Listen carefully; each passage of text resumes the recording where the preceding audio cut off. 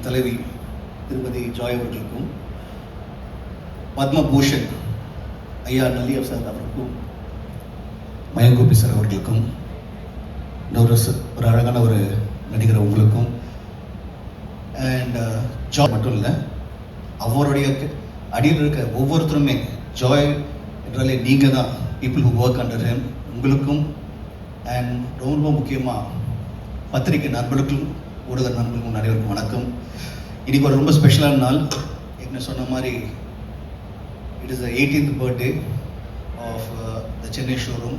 ரொம்ப ஸ்பெஷலான நாள். இந்த ஸ்பெஷலான நாளில் வந்து ஒரு அருமையான ஒரு விஷயம் நடக்குதுன்னா, ஒரு நல்ல ஒரு பழமொழி இருக்குது, வீடு கட்டிப்பார் கல்யாணம் பண்ணிப்பாருன்னு. கல்யாணம் பண்ணிப்பாருன்னா திரும்பி நம்ம ஜாய்கிட்ட தான் வரும். அது எல்லோரும் தெரிஞ்சு கல்யாணம் பண்ணும்போது என்ன நகை எல்லாம் வரும்னு சொல்லிட்டு ஜாய்கிட்ட தான் வரும். பட் வீடு கட்டிப்பாருன்னா அதுக்கும் இப்போ வந்து ஜாய் ஃபவுண்டேஷன்லேருந்து, ஜாய் ஹோம்ஸ்லேருந்து அவங்க ரொம்ப கஷ்டப்பட்டு அவங்களுக்கு வீடு இருக்காத நிலம் இருக்காது சொல்கிற ஒரு 50 குடும்பங்களுக்கு ஒரு தரமான ஒரு அருமையான ஒரு வீடு கொடுத்து, எனக்கும் ஒரு வீடு இருக்குன்னு சொல்கிறது வந்து, இப்போ ஒரு நல்ல லைன் சொன்னாங்க, அதான் வீடு என்பது ஒரு ப்ரிவிலேஜ் கிடையாது, வீடு என்பது ஒரு ரைட்டுன்னு. ஸோ அவங்களுக்கும் எனக்கு வீடு இருக்குன்னு ரைட்டு கொடுத்ததுக்கு முதல்ல திரு ஜாய் சாருக்கும் அவர் துணையாக திரு ஜோலிக்கும். அண்ட் நம்ம எல்லாமே பார்த்தோம், அதாவது ஜாய் ஃபவுண்டேஷனில் பார்த்தீங்கன்னா வீடு மட்டும் இல்லாமல் கேன்சர் இன்ஸ்டியூட்டாக இருக்கட்டும், மக்களுக்கு எங்கெங்கே பிரச்சனை இருக்கோ அவங்களால என்னென்ன பண்ண முடியுமோ ரொம்ப அருமையாக எவ்வளோ தூரம் அது அவன் சாதது இந்த கையில் வாங்கி இந்த கை தரது வந்து யாருக்கும் தெரியக்கூடாதுன்னு சொல்லுவாங்க. அந்த மாதிரி நிறைய விஷயங்கள் இங்கே காமிச்சது ஜஸ்ட் கொஞ்சம் தான். ஏராளமான நிறைய பேர் ஹெல்ப் பண்ணிக்கிட்டு அந்த ஜாய் ஃபவுண்டேஷன் மூலமாக ஒரு பொது மக்களுக்கு ஒரு சேவையாக செஞ்சு அது எந்த ஒரு எதிர்பார்ப்புகளும் பண்ணுறது வந்து மிகப்பெரிய விஷயம். எப்பயுமே நான் எல்லா ஃபங்க்ஷனும் சொல்கிறது வந்து, ஜாய் சேட்டா வந்து he's a visionary, he's an example. அதாவது நம்ம வந்து குழந்தைங்களுக்கு வந்து காமிப்போம், இப்போ இவர் மாதிரி வரணும் அவர் மாதிரி வரணும்னு. இன்றைக்கி வந்து ஜாய் சார் அது மாதிரி இருக்கார். அதாவது ஒரு தனித்தனிமையாக வந்து எந்த ஒரு சப்போர்ட் இல்லாமல் இன்றைக்கி ஒரு எம்பையரை கட்டி, இப்போ அவர் மட்டும் ஜாலியாக இல்லாமல் அவரோட குடும்பம் மட்டும் இல்லாமல் ஸ்டாஃப் மட்டும் இல்லாமல் மக்களுக்கும் திருப்பி கொடுக்குறது நினைக்கும் போது ரொம்ப சந்தோஷமாக இருக்குது. தேங்க்யூ திரு சேட்டா, தேங்க்யூ. வண்டர்ஃபுல். ஜாய் எல்லாம் எங்கெல்லாம் பேர், அதாவது நம்மளுக்கு வந்து சந்தோஷம் என்ன சொல்லுவோம், வாழ்க்கையில் என்ன வேணும், சந்தோஷம் வேணும்னு சொல்லுவோம். அந்த சந்தோஷமே இவர் மூலியமாக வருதுன்னு நினைக்கும் போது இட்ஸ் அகேன்ஸ் ஃபென்டாஸ்டிக். தேங்க்யூ சேட்டா. ஸோ விஷயம் அது காடோட எல்லா பிளெஸ்ஸிங்ஸும் உங்கள் ஃபேமிலிக்கும் உங்களுக்கும் நம்ம ஸ்டாஃப்க்கு எல்லாருக்குமே ஒவ்வொருத்தருக்குமே ஜாய்லகா ஸ்டோர் வேறு சரி ஒவ்வொரு ஸ்டாஃப்மே எல்லாருக்கும் வந்து all your blessings God should be blessed upon you, and thank you so much for the wonderful initiative. God bless you. Started in 2009 and believes in giving back to society.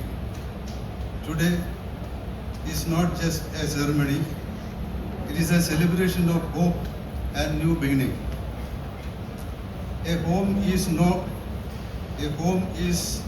more than building. It is where families live and dreams grow. Today we are proud to hand over another 50 Joy homes to delivering families in Tamil Nadu. To the families receiving homes today, we wish you joy and a bright future. Together we are not just building homes, we are building a better tomorrow. Thank you.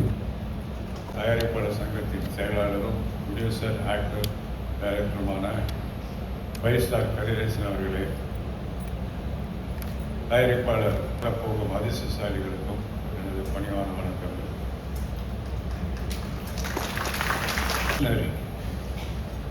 அவர் ஒரு book எழுதினார், அவருடைய சுயசரிதை தங்க மகன். அதை நாங்கள் ரீசெண்டாக release பண்ணோம். அவர் லைஃப்பில் எவ்வளோ கஷ்டப்பட்டு முன்னேறி இந்த லெவலுக்கு வந்திருக்காருன்றது அந்த புத்தகத்தை படிக்கும்போது நமக்கு எல்லாருக்கும் ஒரு இன்ஸ்பிரேஷனாக இருக்கும். அதில் வந்து அவர் எவ்வளோ சிரமப்பட்டார் வாழ்க்கையில். இங்கேருந்து துபாய்க்கு போய் அங்கே எவ்வளோ அந்த டைம்லேயும் ஒரு சின்ன வார் இருந்தது, அதிலெல்லாம் ஸ்ட்ரகிள் ஆகி திரும்பி வந்து இன்றைக்கி இந்த நிலைமையில் இவ்வளோ பெரிய நிலைமை. அதாவது உலகத்தில் 200 store rooms through out the world. இங்கே தமிழ்நாடு, இந்தியா மட்டுமல்ல, உலகத்தில் இருக்கிற எல்லா கண்ட்ரீஸ்லையும் ஜெயலலிதா ஸ்டோர் இருக்குது. அதை வெற்றிகரமாக நடத்திட்டு வராங்க. அது எப்படி நடத்துகிறாங்கன்னா, இன்றைக்கி அந்த காலத்தில் ஒரு 1000 ஸ்கொயர் ஃபீட்டில் ஸ்டோர் ஒன்று இருக்கும். அப்போ தான் போய் நம்ம தங்க நகை வாங்க முடியும். அதை வந்து ஒரு கம்ஃபர்டபுளாக ஒரு 10,000, 20,000, 30,000 ஸ்கொயர் ஃபீட்டில் பில்டிங் பண்ணி அதில் வந்து எல்லா வித வெரைட்டிஸும் நகை கொண்டாந்து மக்களுக்கு மலிவான விலையில் கிடைக்கணுங்கிற மாதிரி ஏற்பாடு பண்ணி எவ்வளோ பெரிய லெவலுக்கு போனாலும் மக்களுக்கு உபயோகரமாக இருக்க வேண்டிய சில விஷயங்களை செய்துட்டு வராரு. 2015-16 சென்னையில் வந்து புயல் அடித்து பின்னி படம் எடுத்துருந்த டைமில் இப்போது வந்து வெள்ள நிவாரண நிதிக்காக அன்றைக்கு இருந்த மாண்புமிகு செல்வி ஜெயலலிதா அவர்களிடம் 2 கோடி ரூபாய் கொடுத்து வெள்ள நிவாரண நிதி ஏற்பாடு செய்யறது மட்டும் இல்லை, 119 ட்ரைபல்ஸ்க்கு ஒரு வில்லேஜே கட்டுறாரு. 119 வில்லேஜஸ், கிராமங்கள். இன்னைக்கு இங்கே வந்து ஒரு 50 பேருக்கு வீடுகள் கொடுக்குறாரு. வீடு வந்து சொந்த வீடுகள்னு இயக்கத்தில் இருக்கிறவங்க நம்மளை போல எத்தனையோ பேர் இருக்காங்க.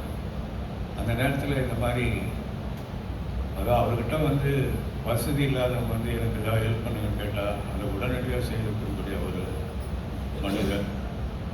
இன்னைக்கு 50 வீடுகளுக்கு சாய்வாக போகிற பாக்கியசாலிகளுக்கு என்னுடைய வாழ்த்துக்கள்.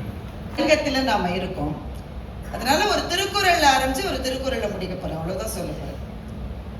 எனக்கு நினைவுக்கு வருகிற முதல் திருக்குறள் நீங்க கேட்டிருப்பீங்க அநேகமா. பெருக்கத்து வேண்டும் பணிவு, சிறிய சுருக்கத்து வேண்டும் உயர்வு அப்படின்னு ஒரு திருக்குறள் இருக்கு.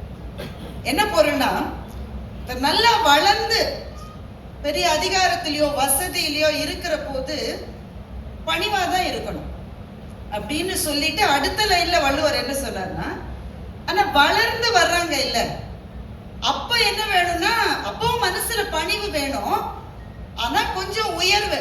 நான் கூட பெரிய ஆள் தான் அப்படின்னு சொல்லணும். சொல்லலைன்னா என்ன ஆகும், உங்க எல்லாருக்கும் தெரியும், ஏறி மிதிச்சிருவாங்க. எனக்கு ரொம்ப பிடிச்ச குறள் அது.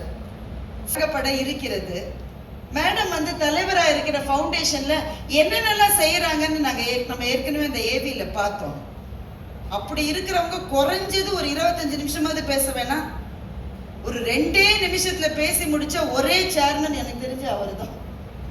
அந்த அளவு. என்ன இவ்வளவு கம்மியா கேட்டுட்டு இருக்கீங்க? வளர்ந்து வருகிற சூழலில் இது நமக்கு தெரியும். அதற்கு முன்னாடி ஒரு நிகழ்ச்சியை தங்க மகன் புத்தகத்துல எழுதியிருக்கார். ரொம்ப சீக்கிரமா அதை சொல்ல போறேன். சார் வந்து அப்பவுமே ஒரு தொழிலதிபர் தான். ஆனா இந்த அளவு பிரம்மாண்டமான வளர்ச்சி அடைவதற்கு ஒரு 2-3 ஸ்டேஜ் முன்னாடின்னு வச்சுக்கோங்களேன். அப்ப துபாயில இருந்திருக்காரு. ஒரு ஃப்ரெண்டை பாக்குறதுக்காக ரோல்ஸ் ராய்ஸ் ஷோரூம் வாசல்ல மீட் பண்ணலாம்னு சொல்லியிருக்காங்க. அப்படி சொல்லுவாங்க தானே, இந்த ஷோரூம் வாசல்ல மீட் பண்ணலாம். வாங்குறவங்களுக்கு எல்லாம் ஒரு ராஃபில், அதாவது ஒரு குலுக்கல் இது நடத்தி அதுல வெற்றி பெறுபவர்களுக்கு ஒரு ரோல்ஸ் ராய்ஸ் கார் பரிசுன்னு அறிவிச்சிட்டாரு.